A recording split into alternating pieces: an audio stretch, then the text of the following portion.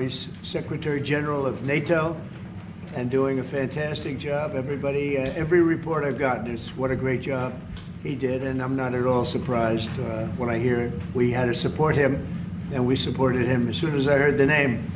But he was a fantastic Prime Minister, and he's doing a fantastic job.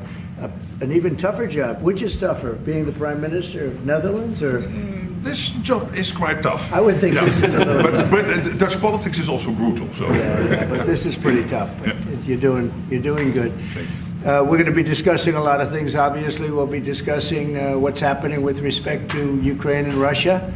At this moment, we have people talking in Russia. We have representatives over there, Steve Witkoff and others. And they're in very serious discussions. As you know, Ukraine has agreed, subject to this, what's happening today, to a complete ceasefire, and we hope Russia will do the same.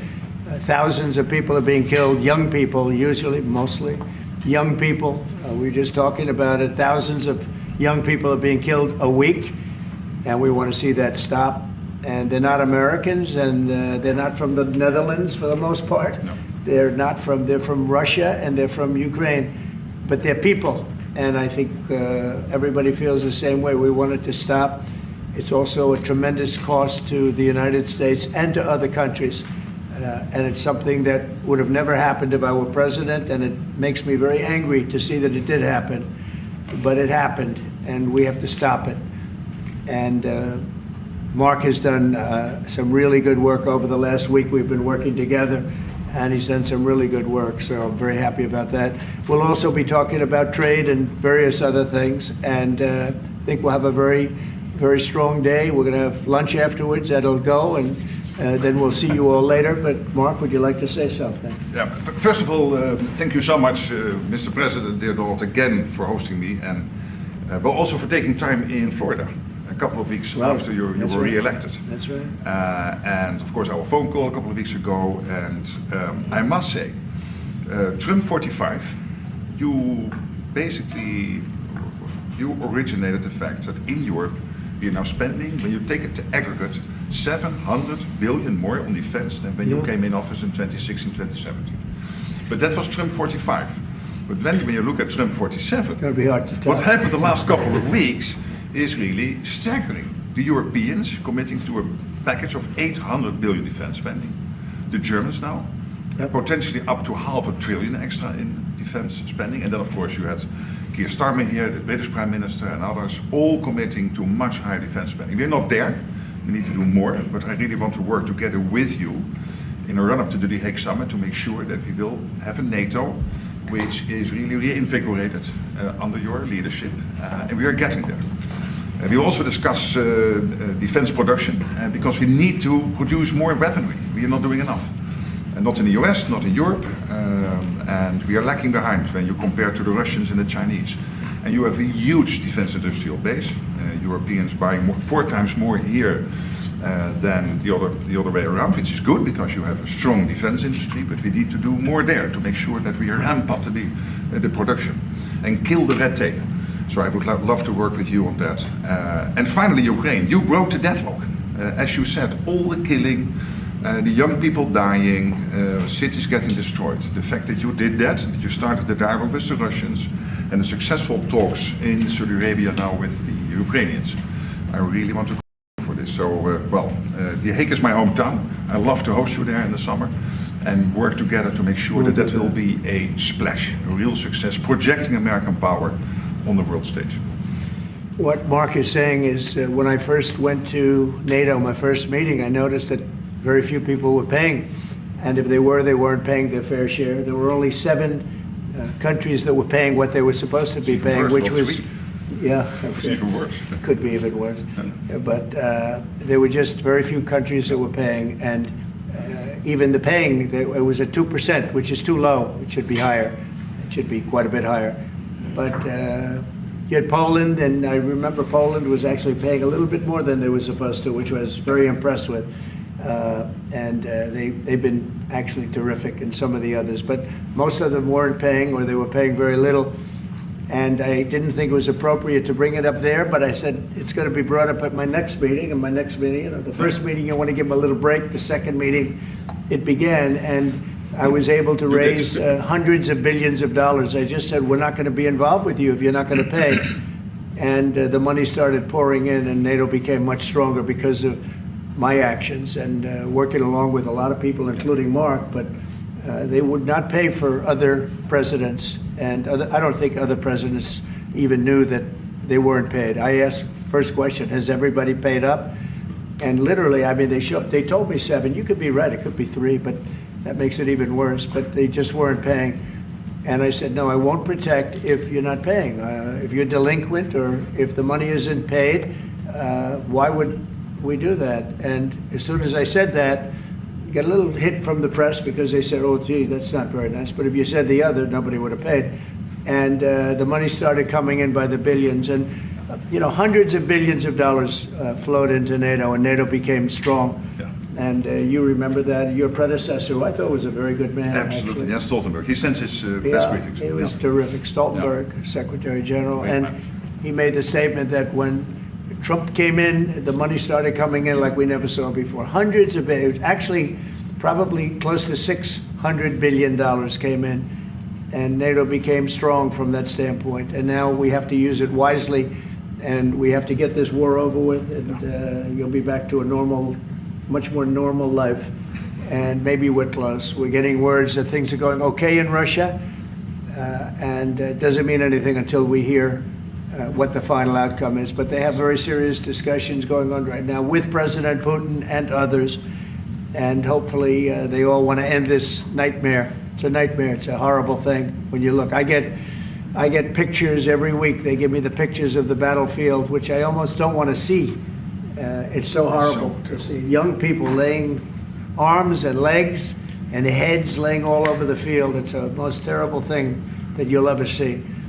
And it's got to stop. These are young people with mothers and fathers and sisters and brothers and friends. And it's got to stop.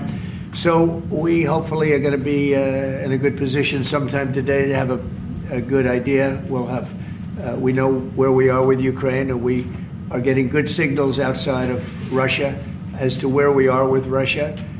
And hopefully they'll do the right thing. It's really humanity. We're talking about humanity. We're not talking about the money. But then you add the money to it, and hundreds of billions of dollars is being spent and really wasted so unnecessarily. It should have never happened. So it's an honor to have you here. They picked a great gentleman. I'll tell you, I was so happy to hear, because you had somebody, Stoltenberg was really good, and you have somebody that's going to do an incredible job. And I was so much in favor of you. You have no idea. They had another person that I did not like. I was not happy. And I think I kept him from, you know what I'm talking about. I said, this is the right man to do it. And he really did. He was a great prime minister of the Netherlands. He did a great job. And that's what he's doing right now. So thank you, everybody, for being here. And it's a very great honor to have you. And we even have some of our great energy people here today, right? We have the governor, and we have Chris, Chris. Right? Absolutely. He's supposed to be the most talented man in the world of energy, according to the governor.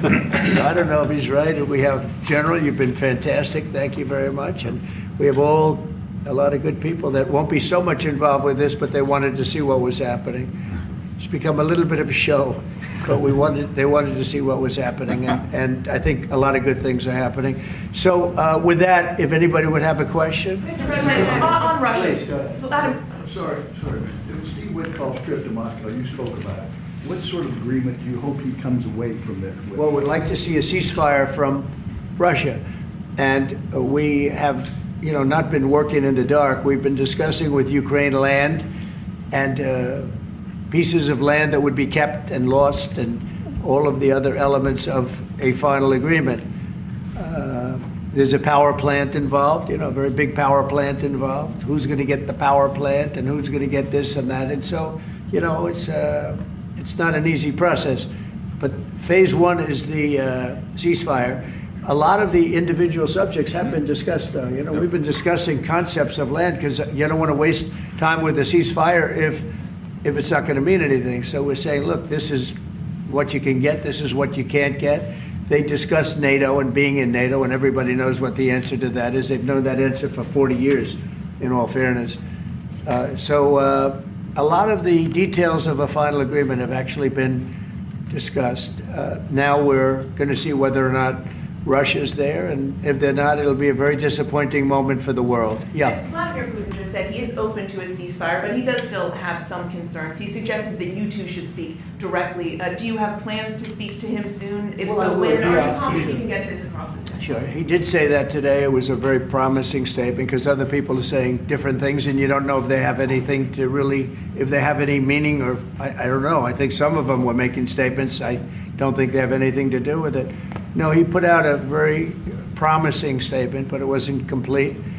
And yeah, I'd love to meet with him or talk to him. But we have to get it over with fast. You know, every day people are being killed. It's not like, as we sit here, 2 people will be killed. Think of it.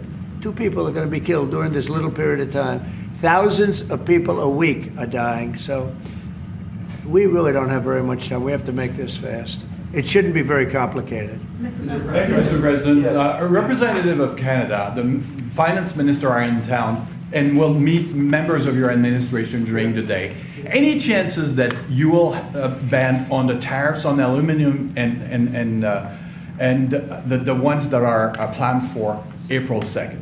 No. You are not going to change your No, mind? not. Look, we've been ripped off for years, and we're not going to be ripped off anymore. No, I'm not going to bend at all. Aluminum or steel or cars.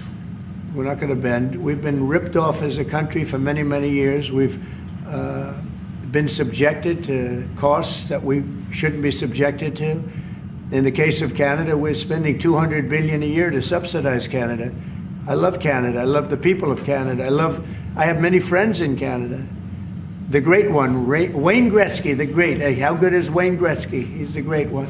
But we have, I know many people from Canada that are good friends of mine. But, you know, the United States can't subsidize a country for $200 billion. We need their cars. We don't need their energy. We don't need their lumber. Anything they have. As a state, it would be one of the great states anyway. This would be the most incredible country visually. If you look at a map, they drew an artificial line right through it between Canada and the U.S. Just a straight artificial line. Somebody did it a long time ago, many, many decades ago, and makes no sense. It's so perfect as a great and cherished state. Keeping "O Canada," the national anthem. I love it. I think it's great. Keep it. But it'll be for the state, one of our greatest states. Maybe our greatest state. But why should we subsidize another country for $200 billion? It costs us $200 billion a year. And again, we don't need their lumber. We don't need their energy. We have more than they do. We don't need anything. We don't need their cars. I'd much rather make the cars here. And there's not a thing that we need. Now, there'll be a little disruption, but it won't be very long. But they need us. We really don't need them. And we have to do this. I'm sorry. We have to do this. Yes. Mr. President, Yeah. you have made it very clear that NATO needs to step up, although great progress has been made in your first mandate. How do you envision this new transatlantic? Are you talking about NATO stepping Yes. up? Well, NATO is stepping up How through do you this man. envision- This man is a man that only knows how to step up. And we have the same goal in mind. We want the war ended. And he's doing his job. He only knows how to do a good job. That's one thing. That's why I fought for him to get that job. Because they had some other candidates that I'll tell you would not have done a very good job. I need this part of the move for my family. So we'll get you a clip. We're going to get him a clip of that little last statement. The rest of the statements he doesn't care. Sir, how does this new transatlantic cooperation, how do you envision it? Well, What we is it have, gonna that's look one like? thing. I mean, you know, we're on the other side of the ocean. And they're right there. And yet, we're in for $350 billion because of Biden. And they're in for $100 billion. So it's a big difference. And it's unfair. And I said, you have to equalize. They should equalize. They should have. It should have never happened where Biden just gave this money away. Now, as you know, we have an agreement with Ukraine on the rare earths and other things, and that'll get us something back, a lot back. It'll get us our money back. We're not doing it for that, though. I'm just doing this to get the war stopped. I'm doing it really to save lives, but at the same time, we were treated very unfairly, as we always are by every country. And we're in for very substantially more than the European nations are in for, and that shouldn't be. You know, they're much more affected by it than we are, because we do have an ocean in between. But I don't know, I think good things are going to happen. I really do. I think good things are going to happen. I do say, we were talking before, and Mark was very nice. He said, if you would get involved, there would be nothing. You'd just be going on. This thing would have gone on for a long Breaking a time. deadlock. It was crucial. Yeah, we broke a deadlock. We did break a deadlock. I hope it's meaningful.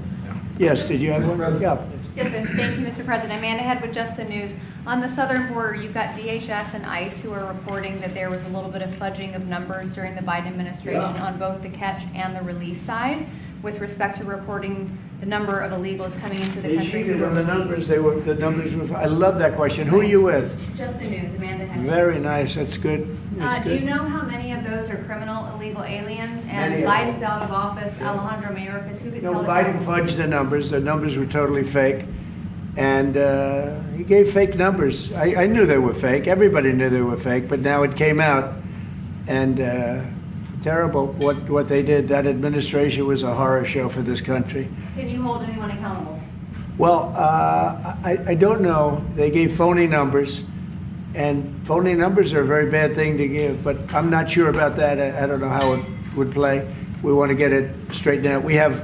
We're after many, many bad people that were let into our country, and Kristi Noem and my friend Homan. How good is Tom Homan doing, right? And they're after him, and I mean, you see they're taking him out in record numbers. Gang members, gang leaders, drug dealers. This is a problem the Netherlands does not have. The Netherlands never had this problem. If you'd like to take We it had a for few look. drug dealers. I could deliver some people. I could deliver some nice people to the Netherlands if you'd like. I'm not sure. No, what he did to this country, letting 21 million people flow through an open border, many of those people were hard criminals from prisons and jails, from mental institutions, and I always say insane asylums, because they were seriously deranged. And they're here from, not South America, from all over the world. From South America, but from all over the world. And it's so sad. You'd say, why would anybody do this? Why? Yeah, go ahead. And one more, there's some new internal Democrat polling that doesn't look great for Democrats, but it also has 54% unfavorability for Republicans in swing states and battlegrounds for the midterms. Do you consider those voters capturable for Republicans? Yeah, well, we did, you know, I won every swing state, as you know, by a lot. And I won the popular vote by a lot.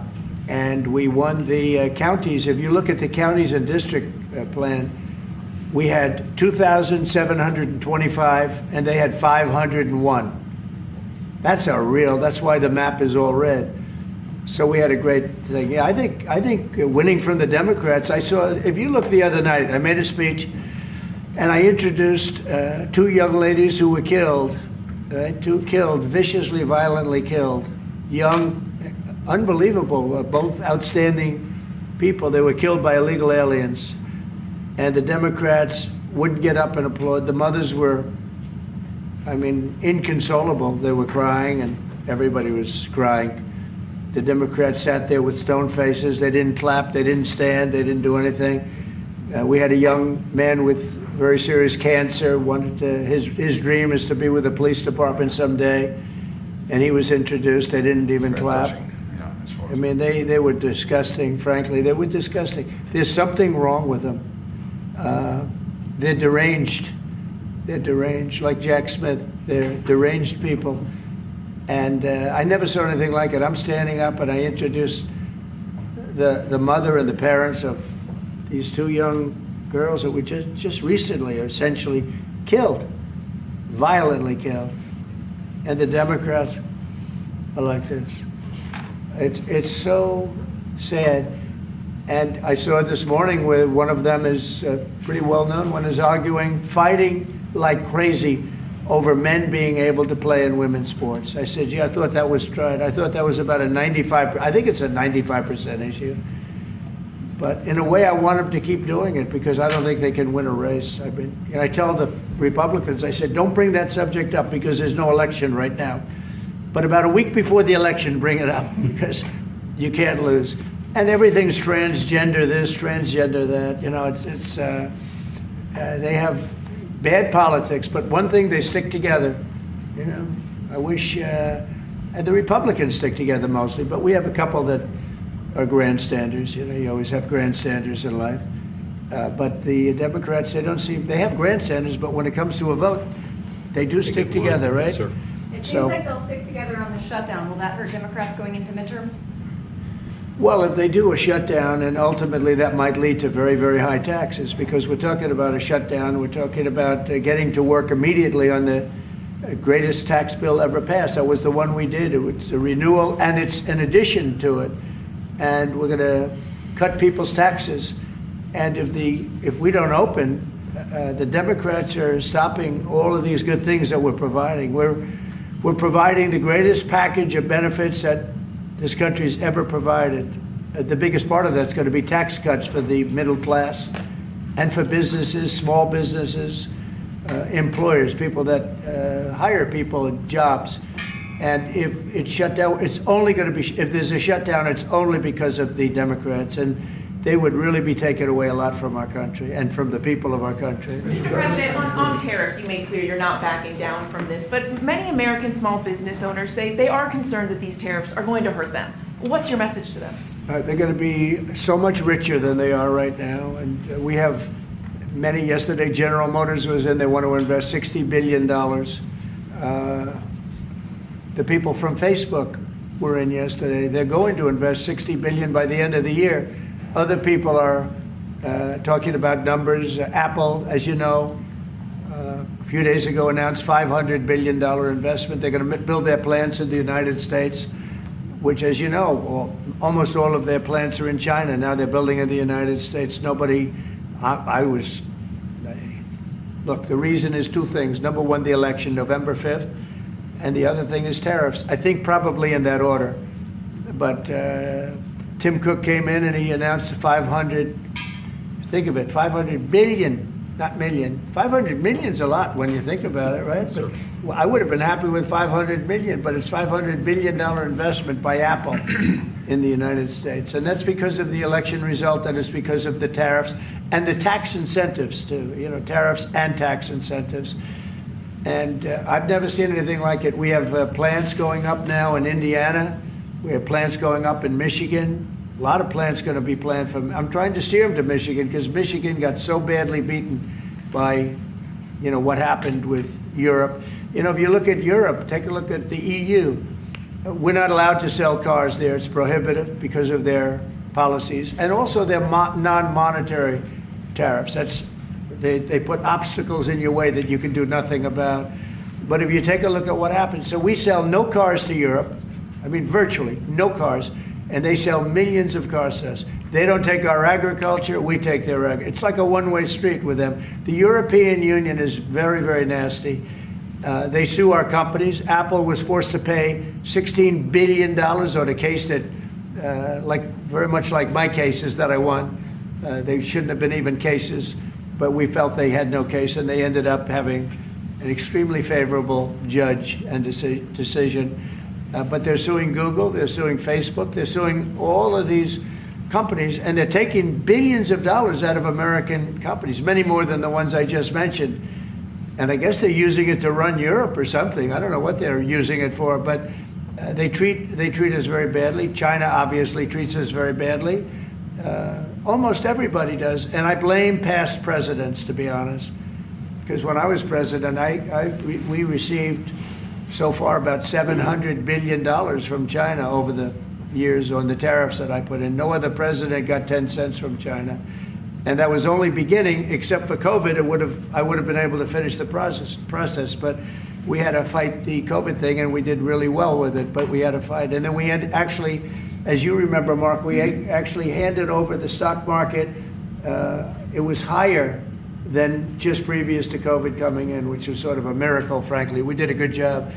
But the tariffs are very important. And I think the psychology, there's great spirit. When Mark came in, he said, congratulations, there's a whole new spirit, there's a whole new light over this country and really over the world. Because you have somebody that a whole group of people, really, because I talk about this whole group, that we know what we're doing, and a lot of great things are happening. But I've never seen investment like this. Trillions of dollars is being invested in the United States now that would have never, our country could have failed. Another 4 years of this, what happened in the last 4 years, our country would have been a crime-ridden mess. And I don't know if you noticed, little thing they call it, but it's not a little thing if you like eggs and you don't have a lot of money. Eggs have gone down 25% in the last couple of weeks. We inherited that problem, eggs. Groceries have gone down a little bit. Energy's gone down. Do you want to speak to that for a second, Governor? Would you just say a couple of words, you and Chris, about energy, what's happened? Well, happy to, but I think that Chris and I just came from CERAWeek, which is the largest conference in the world, so global leaders, people from the EU, officials from all the energy producing countries, all there, and all the global nationals, all the US. The spirit of that group is through the roof, because now they realize that in the United States that President Trump's policies are pro-developing more energy, as opposed to we're trying to shut down energy, and that pro-growth, pro-business, pro-energy approach is giving people the optimism. So then the markets are reacting to that, and energy prices on the futures market are going to go down, because people know we're not going to be killing off the energy we need for prosperity in all of our countries, but also for peace. Because people have used energy to fuel these wars that President Trump is working so hard to end, and we know that high energy prices were driving the inflation that he talked about. So it accomplishes two goals for us, which is prosperity for the world, peace for the world, when we have smart energy policies, and President Trump has brought common sense back to how we think about energy. And it's brought down now $65 a barrel, I saw this morning. That's phenomenal news, and that's what brought it up. The energy they took our beautiful energy policies and they just messed them up. And then they went immediately back to them, but by that time they lost it. They lost that Bronco, as the expression goes. Chris, do you have something to say? Oh, I think Doug said it well, but you just can't overstate how important the return of common sense, the return of knowledge about energy and pro-American consumers, pro-investment in our country. I think globally that was welcomed. It means capital flows, it means more sobriety and lower energy prices, more economic opportunity for Americans. So yeah, it was elated atmosphere at a global energy conference. Well, we're working on one project. It should be very easy. It's a pipeline going through a small section of New York. New York's held it up for years, actually, for years. They wanted to do it for years and years. And it will reduce the most expensive energy almost in the world is in New England, because they have no way of getting it there, because it's been held up by New York. And the whole of New England and Connecticut and New York, the energy prices are through the roof. And this one pipeline will save per family $2,500 just on heating, and another $2,500 on everything else. So the energy, by just a simple pipeline going through an area that wants it, an area that's not a rich area, it's actually a very poor area, would create jobs and everything else. And it's going to be way underground. Nobody's going to see it. Once they fill it up, nobody's going to see it. Nobody's going to know it's there. And families in New York and Connecticut and New England are going to save $5,000 a family. Think of that. Because right now they have the highest energy prices maybe in the world, they say. New England is a disaster. So we're working on that. In fact, the governor's coming in, Governor of New York, Kathy Hochul, who's a very nice woman. She's coming in tomorrow morning at 9 o'clock to meet me on that and other things. And not only that, but other things. So I hope we don't have to use the extraordinary powers of the federal government to get it done. But if we have to, we will. But I don't think we'll have to. I can tell you Connecticut wants it, and all of New England wants it. And who wouldn't want it? And it's also jobs on top of everything else. So that's going to be very exciting. So we're meeting with the governor tomorrow morning. Mr. President, some people question. Thank you, Mr. President. Greenland. What is your vision for the potential annexation of Greenland and getting them potentially to Well, I think it'll happen, and I'm just thinking, I didn't give it much thought before, but I'm sitting with a man that could be very instrumental. You know, Mark, we need that for international security, not just security, international. We have a lot of our favorite players, cruising around the coast, and we have to be careful. And we'll be talking to you. It's a very appropriate, really a very appropriate question. And it's Thank an issue you in the very high much. north, so the Arctic. So what you did, so when it comes to Greenland, yes or not joining the US, I would leave that outside for me, this discussion, because I don't want to drag NATO in that. But when it comes to the high north and the Arctic, you are totally right. The Chinese are now using these routes. We know that the Russians are rearming. We know we have a lack of icebreakers. So the fact that the outside Russia, there are 7 Arctic countries working together on this under US leadership is very important to make sure that that region, that part of the world stays safe. And we know things are changing there and we have to be there.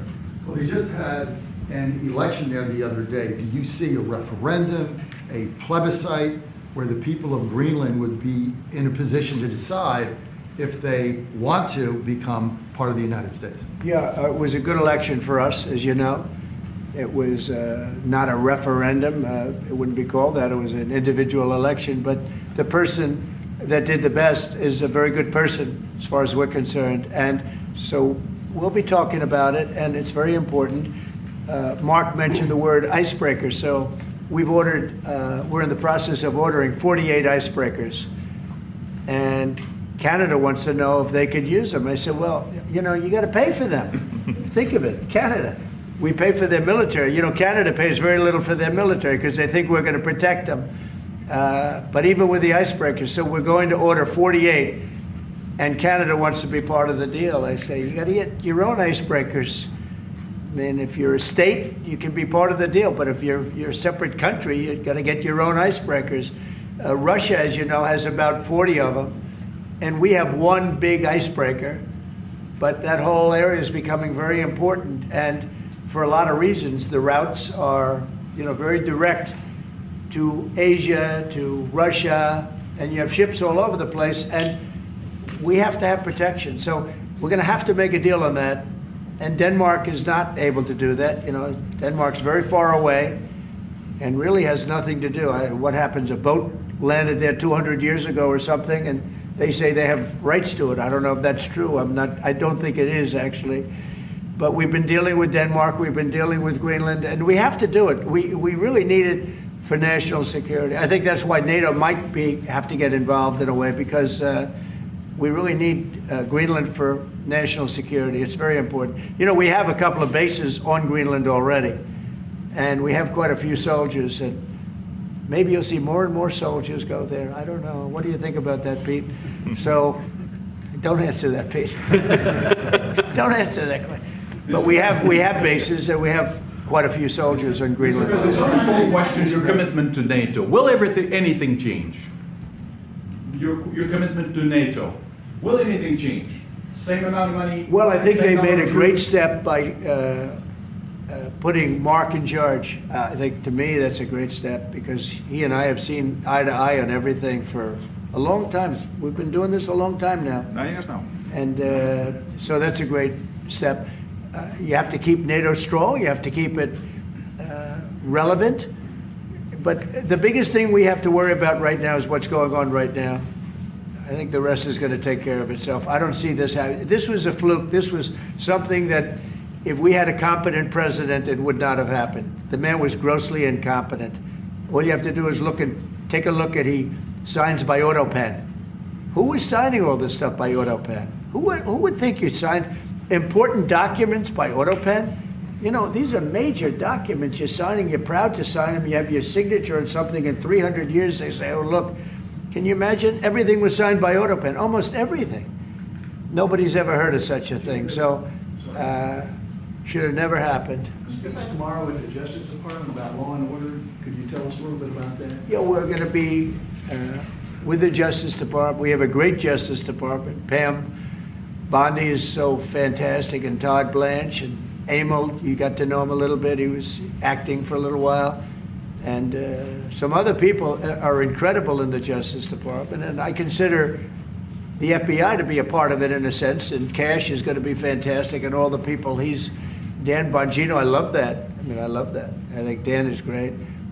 I think we have unbelievable people, and all I'm going to do is set out my vision. It's going to be their vision, really, but it's my ideas, and basically we don't want to have crime in the streets. We don't want to have people pushed into subways and killed, and then the person that did the pushing ends up in a 15-year trial and gets off scot-free. We want to have justice, and we want to have safety in our cities as well as our communities. And we'll be talking about immigration. We'll be talking about a lot of things, the complete gamut.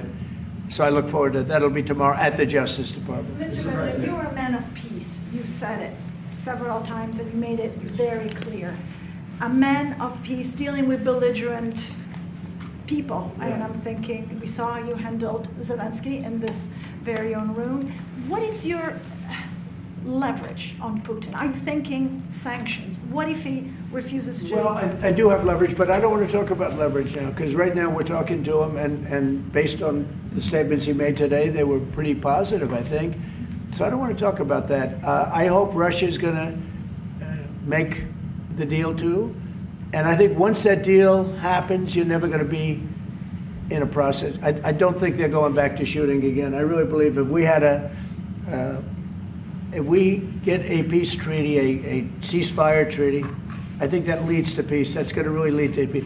I don't think anyone wants to go back. They've been doing this for a long time, and it's vicious and violent. And I think if President Putin agrees and does a ceasefire, I think we're going to be in very good shape to get it done. We want to get it over with. That's why it was very important what I instructed everybody, including Steve, what we're looking for, to discuss concepts of land, concepts of power plants, because it's complicated. You know, you have you're sort of creating the edge of a country.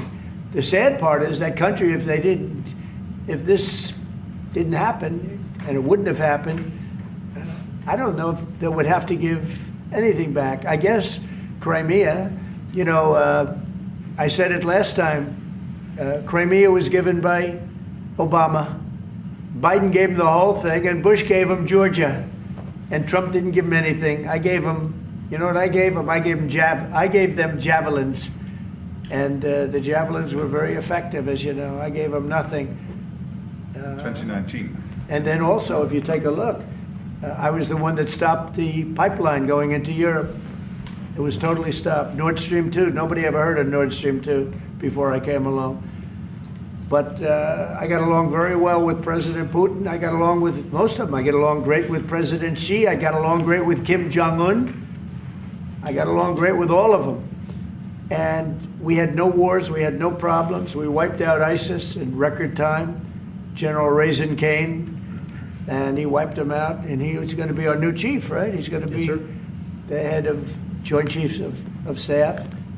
And he's a highly respected man. He's going to be great. Pete's going to be fantastic. I have no doubt about it. We have a great team, really great team. Yeah, please. Go ahead, please. Mr. President, some of our allies have said that they're worried that they could be the next to be attacked by Russia. You've spoken directly with the Russian president. Yeah. Do you think those fears are justified? No, I don't. I think when this gets done, it's done. They're going to all want to go home and rest. I don't see it happening. Nope, I don't see that happening. And we'll make sure it doesn't happen. Not going to happen, but we'll make sure it doesn't happen. Yeah, go ahead, please.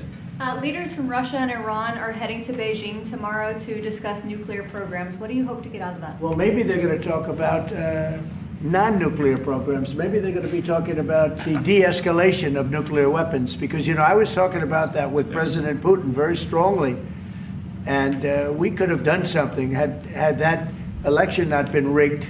We would have had something. I think I would have made a deal with Putin on de-escalation, denuclearization, as they say. But we would have de-escalated nuclear weapons, because the power of nuclear weapons is so great and so devastating. And right now, Russia and us have by far the most, but China will catch us within 5 years. China doesn't have, but they're in the process of building, and they build. And within 4 or 5 years, they'll probably have the same. And by the way, this is a Republican tradition. Ronald Reagan, when he negotiated with Gorbachev in the 1980s about bringing down the number of nuclear weapons, it's what you have been doing your first term, and it is important. It would be a great achievement if we could bring down the number. We have so many weapons, and the power is so great. And number one, you don't need them to that extent. And then we'd have to get others, because as you know, in a smaller way, Kim Jong-un has a lot of nuclear weapons, by the way, a lot. And others do also. You have India, you have Pakistan, you have others that have them. And we'd get them involved. But we started off with Russia and us. We have by far the most. And we were going to denuclearize. And that was going to happen. And then we were going to China. And I spoke to China. I spoke to President Xi about it. And he really liked the idea. You know, he'd like not to spend trillions of dollars building weapons that hopefully he's never going to have to use. And because they are very expensive also. So that would have been great. Okay, one or two more. There's been tension in the... Thank you. We're looking at an impending government shutdown Friday at midnight. Yeah. Democrats for 30 years straight have said if there's a shutdown, bad things happen. Do you anticipate direct negotiations yourself with conference leader of the Democrats, Chuck Schumer? If they need me, I'm there 100%. It's right now it's 2 or 3 people. If it shuts down, it's not the Republicans' fault. You know, we passed a bill where we had an incredible Republican vote. We only had 1 negative vote, a grandstander, you know, 1 grandstander. There's always a grandstander in the lot. But it was amazing. People were amazed that the Republicans were able to vote in unison like that, so strongly. If there's a shutdown, even the Democrats admit it'll be their fault. And I'm hearing a lot of Democrats are going to vote for it, and I hope they do. This is an extension. But ultimately, we want to vote for one big, beautiful bill where we put the taxes in, we put everything in. We're going to have big tax cuts. We're going to have tremendous incentives for companies coming into our country and employing lots of people. It'll be, I called it, in a rare moment, one big, beautiful bill. That's what I like, and it seems to be that's where they're heading. And we'll have to take care of something to do with Los Angeles. A place called Los Angeles almost burned to the ground. By the way, I broke into Los Angeles. Can you believe it? I had a break-in. I invaded Los Angeles, and we opened up the water, and the water is now flowing down. They have so much water, they don't know what to do. They were sending it out to the Pacific for environmental reasons. Okay, can you believe it? And in the meantime, they lost 25,000 houses. They lost, and nobody's ever seen anything like it. But we have the water. I'd love to show you a picture. You've seen the picture. The water is flowing through the half pipes. You know, we have the big half pipes that go down. 25 years ago, they used to have plenty of water, but they turned it off for environmental reasons. Well, I turned it on for environmental reasons and also fire reasons. But and I've been asking them to do that during my first term. I said, do it. I didn't think anything like could happen like this, but they didn't have enough water. Now the farmers are going to have water for their land, and the water is in there. But I actually had to break in. We broke in to do it because we had people that were afraid to give water. They were, in particular, they were trying to protect a certain little fish. And I said, how do you protect the fish if you don't have water? They didn't have any water, so they're protecting a fish. And that didn't work out too well, by the way. So they have a lot of water going down throughout California, all coming out from the Pacific Northwest, even some from Canada. Thank you, Canada, very much. I appreciate it. Next thing you know, they'll want to turn the water off. They want to charge us for the water. But it comes up from the Pacific Northwest, and it's a beautiful thing to see. I mean, it is brimming with water. Now, if they would have had that done, you wouldn't have had the damage because the fire would have been put out. The fire hydrants would have been loaded. The sprinklers in people's living rooms and bedrooms would have been loaded up with water. They had no water. The government makes them put sprinklers, and they had no water in the sprinklers because they had no water. So the water is flowing, and we're going to have to give a lot of money to Los Angeles to help them. And the Democrats are going to want to do that. So that's the one thing different. And frankly, I think that makes it a lot easier. But one of the big thing is we have the big, beautiful bill. We got to get that done. And that will put our country in a position like it's never been. It's a reduction of taxes. It's tremendous incentives for companies to come from all over the world into our country. It's great environmentally. But it's not this environmental scam that we all went through. It provides for everything. It's a big, beautiful bill, and I hope we can get it approved, and that'll be next. But in the meantime, we have the continuing resolution, and the Republicans have approved it, and now the Democrats have to approve it, and I hope they will. And I think a lot of them, I can tell you, they want to. I've spoken to some of them. They really want to. Their leadership may not want them to.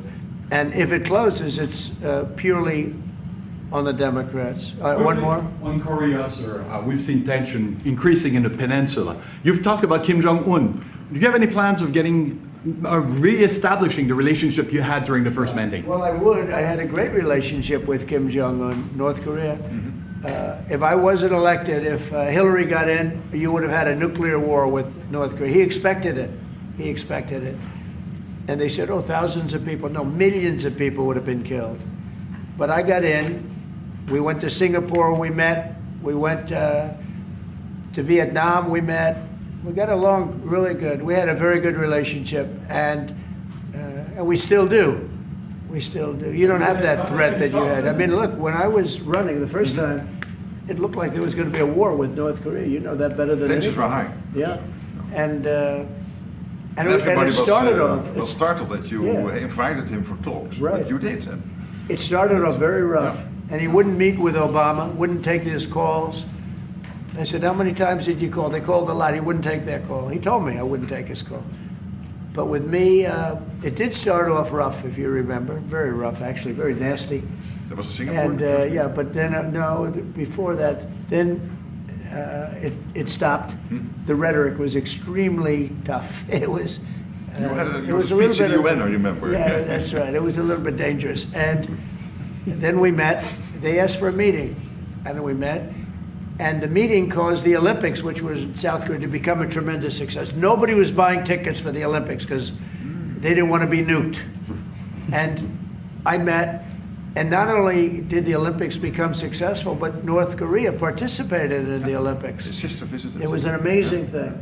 And that was something that was an achievement of the Trump administration, great achievement. And so I have a great relationship with Kim Jong-un, and we'll see what happens, but certainly he's a nuclear power. Okay? Thank you very much, everybody. Thank you. Thank you very much. Thank you very much. It is now the official